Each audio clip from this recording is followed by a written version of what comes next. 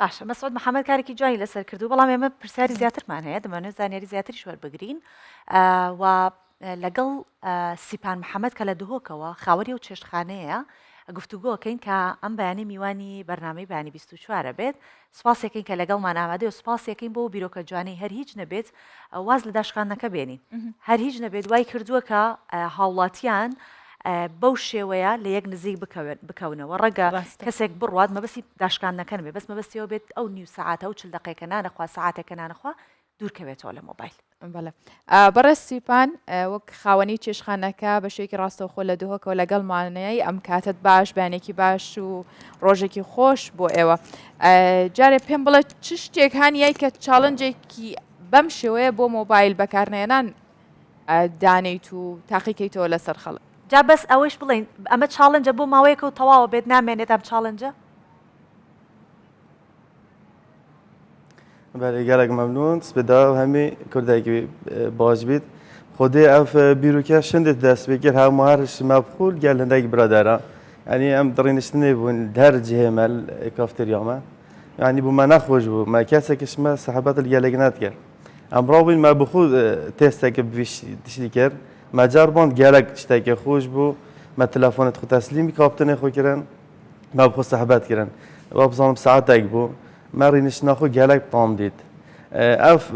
هزارش هنده چه باش هر شبه صحبت آمد چه بو مکره پروژه ایدی ما اول چند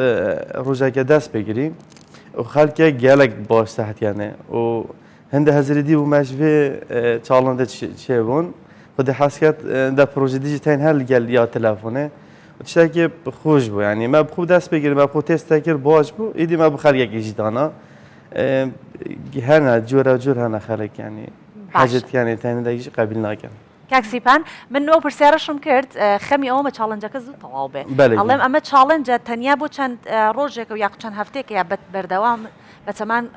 چێشخانەکەتان بۆ ناوبانگ پێیا بکات کە خەڵک کەمترین کات مۆبایل بەکاربێنێ ما وصلنا کو ام دست پێگە بووین کو مافشولەکیرم حسین گەلک رستورانی دیجی هر وی کاری ما انجام بدن و کی ما دست بگیر بیت ام دهلین ام دل دف خوین من ندانا وقت بو ده بردام بیت ام دوی ناوی بخویلین که ما دست بگیری و خلق یک جاف ماب کرد نه بس رستوران گلک جدیه تین یعنی خلق چیته مالا احتمالا نشین جایی که دی بس خلق یک دیشت رستوران تا که آنجیل هر جایی که قهوه بیت یا پروژه دی هبند که وی چالنجه بکرد ده خلق یک استفاده کرد باشە کاکسیپان تۆ خۆت لەوەی ئەیان بینی ئەو کەسانەی کە بڕیارێن بەشدار بن لە چاڵنجەکە مۆبایلەکانیان بەکارنایەنن هەستیان پێیەکەی کە گەرم و گورترە بن بەیەکەوە قساکەن بەیەکەوە و ینی بیانوەکانیان زۆرتر نابێت بۆ خواردنەکانتان یاخود خواردنی زیاتر داواکەن چ گۆڕانکاریەکی هەیە لەگەڵەوەی کە مۆبایل بەکارنێنن اگر موبایل کار نینه طبیعی یعنی بو چه بجمته بو ماشی باشه و جیش کاری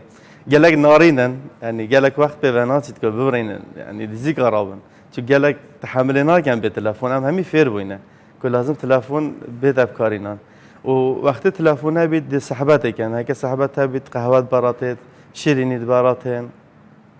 فیقی تخارن تشت بردام بس وقتی تلفنی و تو بجیل بی مشکل کار نکرد یعنی هم ده مشکل گر تلفنی بید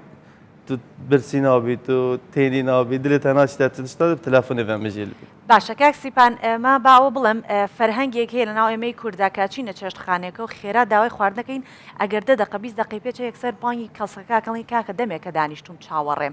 ئەمە وا ناکات زیاتر کۆمەڵایەتی بین بەیەکەوە هەم ماوەیەکی زیاتر بەیەکەوە دابنیشین و کاتێکی زیاتریش بەیەکەوە بەسەربەرین لەگەڵ ئەوەشە دەمەوێت بزانم ئایا هەبووە پێی بڵێنەوە سندوقەکەیە وەرە ئەو کاتە کۆمەڵاتی دروست بکە بڵێ نا من مۆبایلەکە بلای خۆمدانم زەڕورە و نامێ بچان دەمێ و چاڵنجەکە بەشدار نابم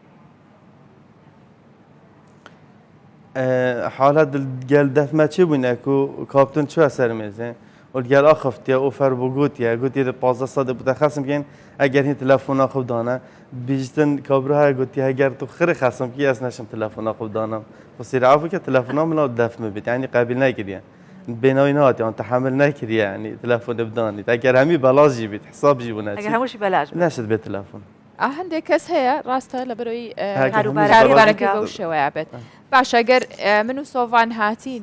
بتوانین ئەوەندە بمێنینەوە کە هەر مۆبایلیش لەگەڵ خۆمان نێنین ئەو کاتە لە ساعت چەند خەسممان بۆکە هەر عینە 150کەیە هەگەر تەلەفۆن ناو سێوارەتە پێلێن هەر پازدا ینی تەلەفۆن مەقسەد ئەمە تەلەفۆن نایەتە بکارینان بەس مشکلە نیە ڕێگەهەوە دیران دووباکێنە 20 سادە کاک سیپان ئەگەر ئەو چاڵنجە لەگەڵ من و هاژەیە بکەن خوا نەخواستە بەس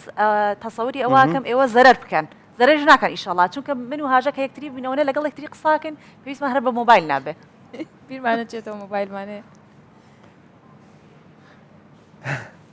خودێ ئەگەرین تەلەفۆن استعمال نەکەن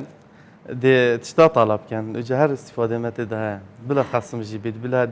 داشکاندنجی هەبیت بەڵێ بەڕێستیپان محەممەد خاوەنی چێشخانەیە کە ئەگەر بچیت و مۆبایل بەکار نەهێنیت لە 115 داشکانە بۆکەن لەگەڵمان بوویان بارێن سپاس بۆ بەشداریکردنتان بە هیوایەوەی کە کارەکەتان ببێتە سپاس باش